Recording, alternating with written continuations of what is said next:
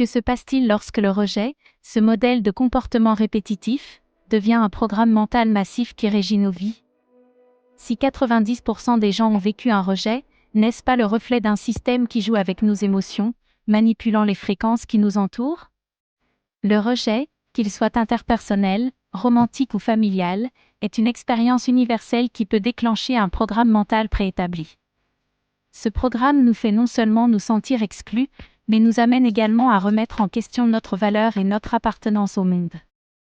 Dans ce contexte, le rejet devient une sorte d'algorithme qui déplace l'énergie à travers les fréquences émotionnelles, affectant profondément notre bien-être psychologique.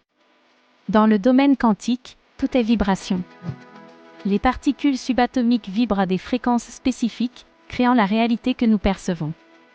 De même, nos émotions et nos pensées vibrent à certaines fréquences, influençant l'environnement qui nous entoure. Le rejet, étant une expérience si courante, peut être programmé pour résonner à une fréquence particulière, une fréquence qui nous fait nous sentir déconnectés et seuls. Le système, qu'il soit social, émotionnel ou même quantique, semble jouer avec nos perceptions. Cela nous fait croire que le rejet est un échec personnel, alors qu'en réalité, il peut faire partie intégrante du jeu de la vie.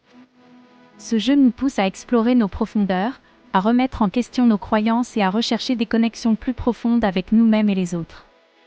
Comment pouvons-nous reprogrammer notre système mental pour que le rejet ne nous définisse pas? Existe-t-il une fréquence spécifique qui peut contrer les effets négatifs du rejet?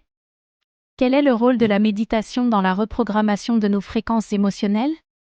Comment pouvons-nous utiliser la vibration quantique pour guérir les blessures du rejet et trouver un sentiment d'appartenance plus profond?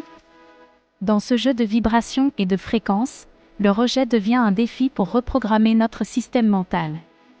En comprenant que tout est énergie et vibration, nous pouvons commencer à manipuler nos fréquences internes pour surmonter la douleur du rejet et trouver un équilibre plus profond dans la vie.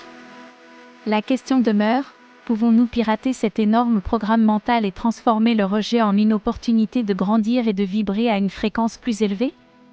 Comment le rejet affecte l'image de soi et l'estime de soi? Quelles stratégies les gens peuvent-ils utiliser pour surmonter le rejet? Comment le rejet influence les relations interpersonnelles à long terme? Quel rôle joue l'empathie dans la perception du rejeté?